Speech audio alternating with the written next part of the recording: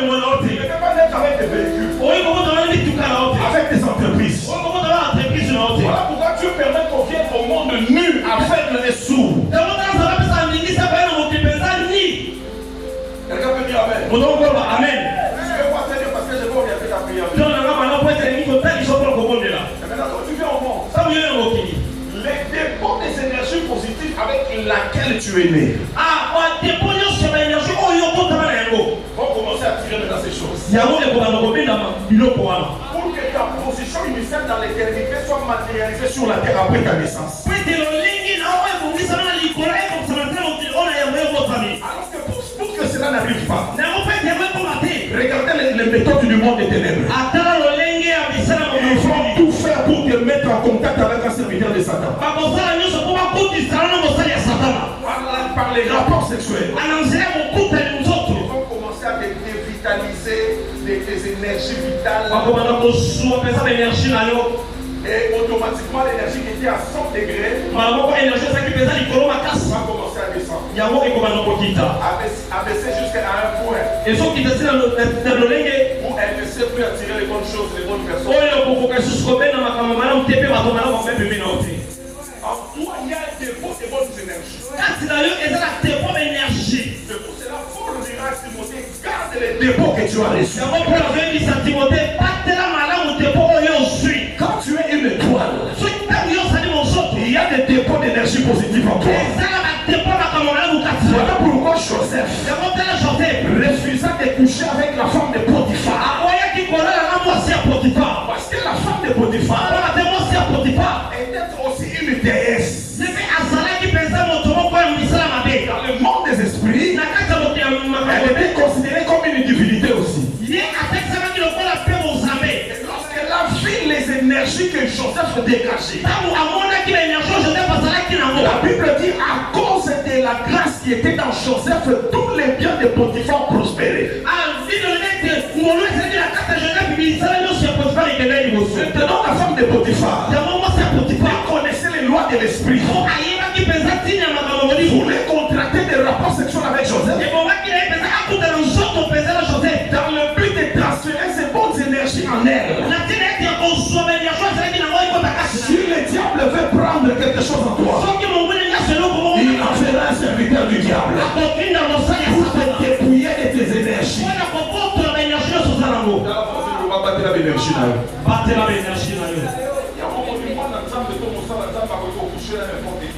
Amen.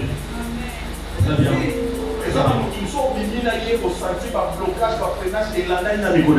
Très bien.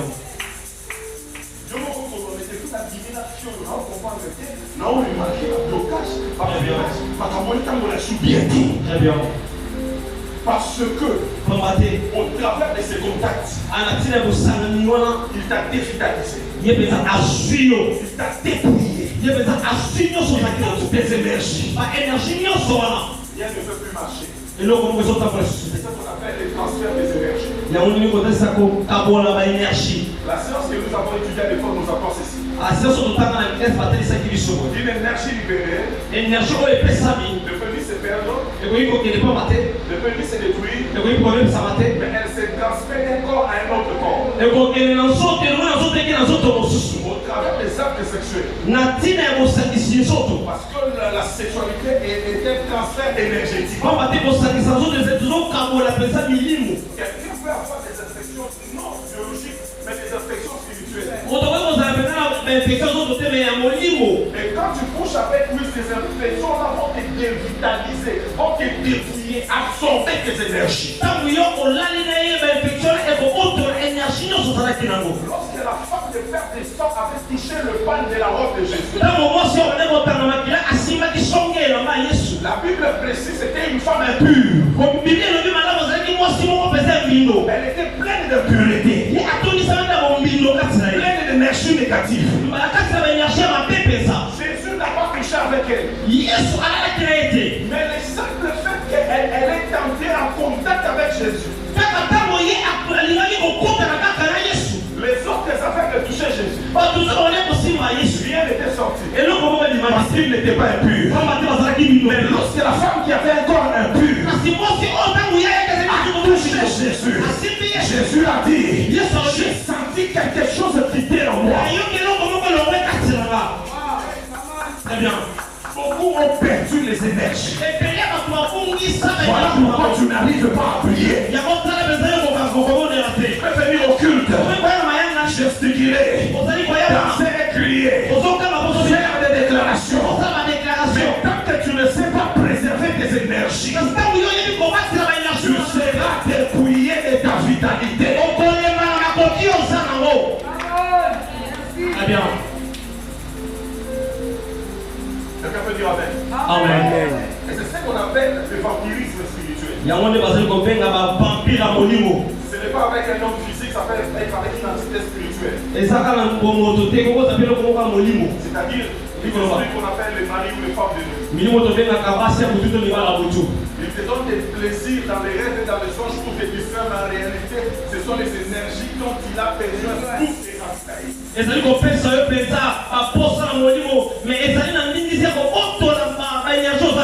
La plupart de ces démons mari-femme de lui ont besoin de nos énergies vitales.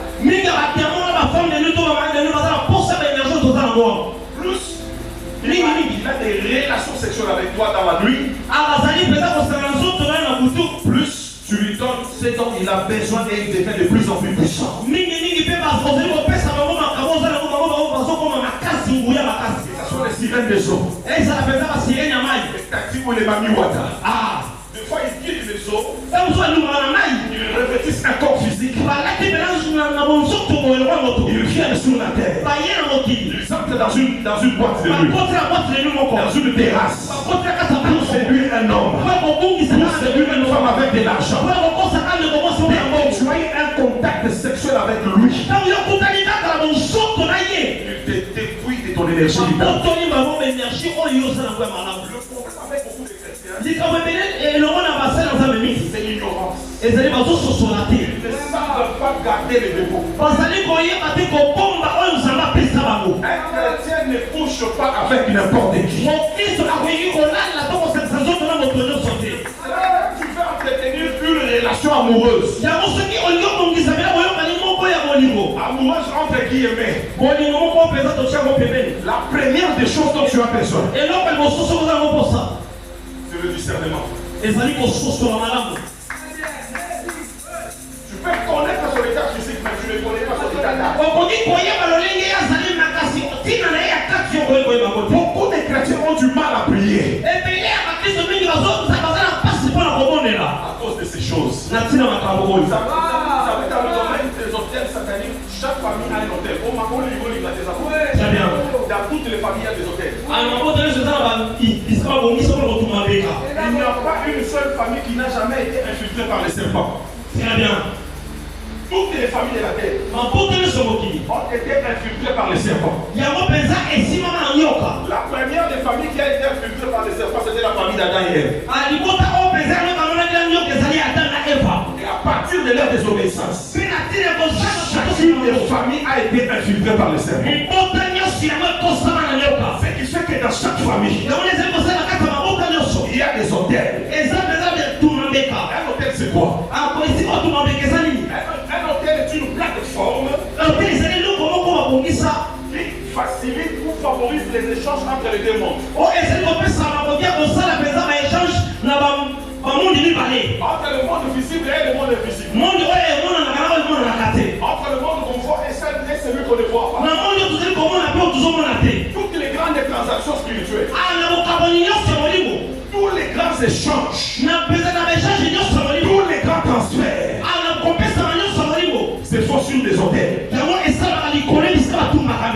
hôtels sont des plateformes qui se trouvent entre les deux mondes. C'est là la croix de Jésus était notre hôtel. Voilà pourquoi quand on l'a crucifié, il s'est retrouvé entre ciel et terre pour jouer la médiation entre le monde invisible et le monde visible. Amen. Très bien. Et chaque hôtel a besoin de se nourrir pour être puissant. Depuis Adam et Ève, depuis le patriarche Abraham, tous les hôtels se nourrissent des sacrifices. sacrifice et du sang. Sachez que dans votre famille, si vous perdez des gens, il y a un gardien de l'hôtel quelque part qui nourrit l'hôtel avec le sang de vos prochains. Voilà pourquoi il y a des gens qui ont fait 40 à 50 ans. Les entreprises de l'État. Ils ne bougent pas. Même les chrétiens viennent. On les écarte. Vous savez pourquoi? Parce que dans l'absolu, une force est une force. Une force est une force. Elle n'est ni chrétienne, ni occulte. Une force est une force. C'est-à-dire, tel que je suis là, je dis bon, gouvernement congolais organisé un combat des caches entre moi et Golbert. Je ne suis pas catcheur. Mais j'ai dit au gouvernement, je veux le taper par la foi. Imaginez vous quelqu'un qui a fait des sacrifices toute sa vie. Il s'est entraîné année après année. Il a développé ce business. Sur quel principe de vie je vais le battre par la foi? Parce qu'il a travaillé, il a acquis la force, il a nourri ses muscles. Un hôtel qui est nourri régulièrement sera puissant. Ça soit sorcellerie ou chrétien. Il y a le sang en permanence sur cet hôtel. Il y a des sacrifices en permanence. À chaque sacrifice, l'hôtel se nourrit et devient plus puissant. Très bien. C'est comme ça vous verrez des chrétiens dans les quartiers au panier qui là. Mais la salle de l'église aussi. Très bien. La salle de l'église au boulot. Très bien. Parce qu'il a affronté un démon moins sorcier qui était puissant. Il a fait tellement de sacrifices. Il a sacrifié son père. Il a sacrifié sa mère. Il a sacrifié ses soeurs. Et en vertu de la loi des sacrifices, il est devenu de plus en plus puissant. Maintenant, toi, tu n'aimes pas tes sacrifices. Tu ne veux pas tes sacrifices. Non, tu ne veux pas te sacrifier. Par quelle voie spirituelle ou par quelle loi spirituelle tu seras puissant plus que les sorciers?